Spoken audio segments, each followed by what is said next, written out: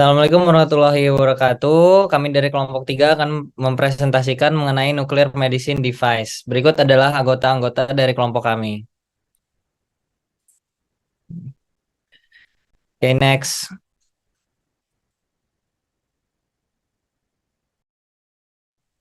Selanjutnya saya akan menjelaskan tentang basic nuclear medicine device. Pada pemilihan gambar kamera atau angle kamera. Gambar kamera ini adalah komponen pencitraan medis yang menggunakan sinar gamma untuk menghasilkan gambar bagian tubuh. Lalu prinsip gambar kamera dalam kedokteran nuklir melibatkan mendeteksi sinar gamma yang dipancarkan oleh zat radioaktif yang disuntikan ke tubuh pasien.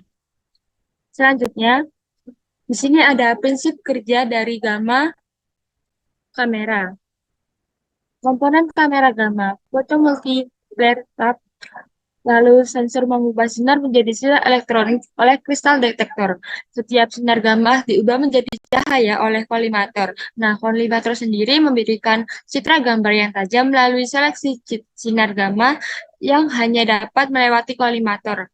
Selanjutnya, lead housing memastikan hanya sinar gamma dari pasien yang terdeteksi pada peralatan kamera gamma.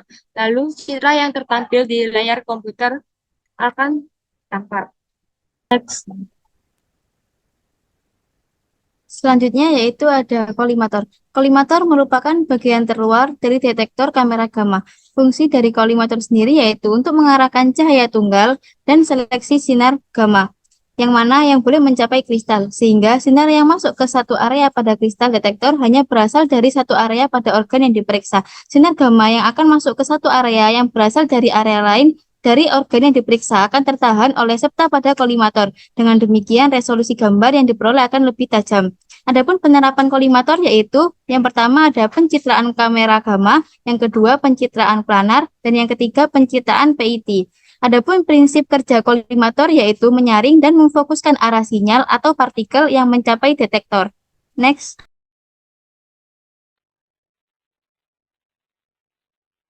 Selanjutnya terdapat scintillator kristal, di mana ini akan mengubah foton sinar gamma yang mengenai kristal menjadi sebuah foton berupa cahaya tampak. Kristal yang digunakan dalam kamera gamma ini berdasarkan pada tabung PMP dan juga biasanya terbuat dari NaI.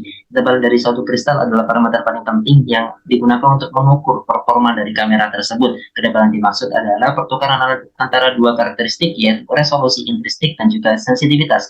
Kristal yang lebih tebal akan memiliki sensitivitas yang lebih tinggi, namun resolusinya rendah. Sedangkan sensitivitas itu tergantung pada besarnya nilai energi. Sensitivitas akan menurun beriring dengan energi yang semakin besar, seperti pada grafik yang ditampilkan. Next.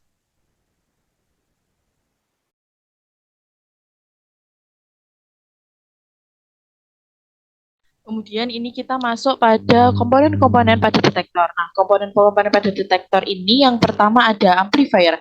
Amplifier ini digunakan untuk memperkuat sinyal yang diterima oleh detektor. Kemudian yang kedua ada time recorder yang digunakan untuk mencatat waktu sinyal yang terdeteksi. Kemudian yang ketiga ada DC source voltage yang digunakan untuk mengubah energi listrik dari satu jenis ke jenis yang dibutuhkan oleh DC. Kemudian yang ketiga ada diskriminator yang digunakan untuk membedakan mana data asli dan mana data yang benar.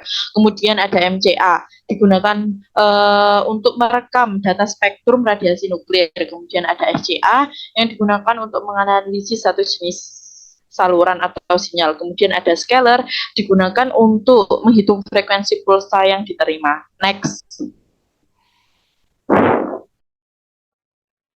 Baik, masuk pada bagian photomultiplier tube atau PMT, di mana PMT merupakan sebuah alat yang mengubah foton menjadi sinyal listrik.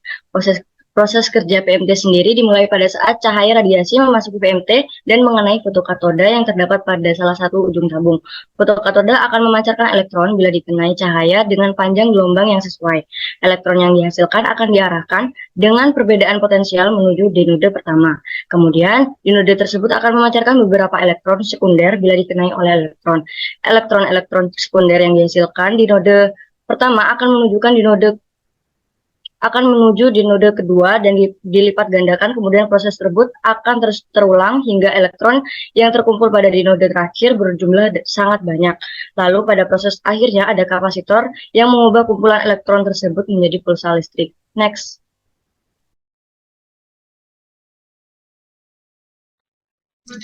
Selanjutnya saya akan menjelaskan tentang gas field detector. Detektor ini bekerja dengan memanfaatkan ionisasi yang dihasilkan oleh radiasi selama melewati suatu gas. Detektor terdiri dari sebuah tabung berdinding logam sebagai katoda yang diisi gas dan mempunyai kawat di tengahnya sebagai anoda. Next.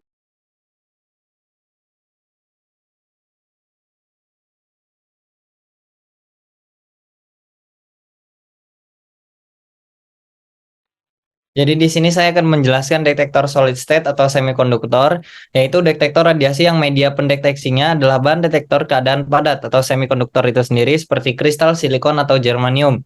Jadi prinsipnya menggunakan konsep konduktivitas suatu bahan yang disebabkan oleh adanya radiasi yang mengionisasi. Energi radiasi yang masuki bahan semikonduktor akan diserap oleh bahan sehingga memberikan energi yang cukup besar. Jadi penerapan utamanya dalam kedokteran nuklir adalah untuk penilaian kemurnian radionuklida. Contohnya pada alat gamma. Next.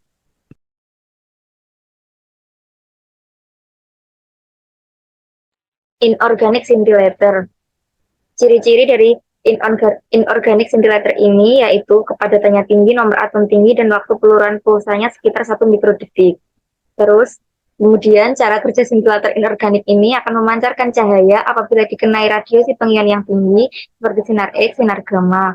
Proses ini disebut kilau. Kemudian radiasi berion tinggi ini akan melepaskan energinya yang nantinya akan diserap oleh inorganic scintillator. Next.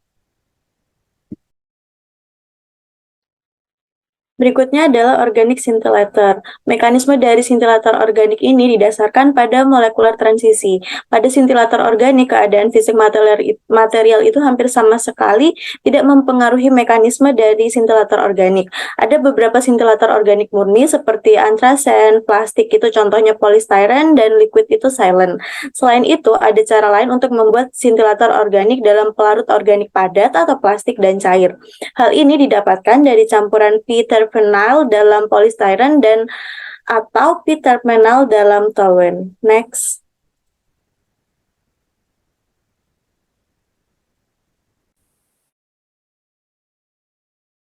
Terima kasih atas waktunya. Mohon maaf bila ada kesalahan. Assalamualaikum warahmatullahi wabarakatuh.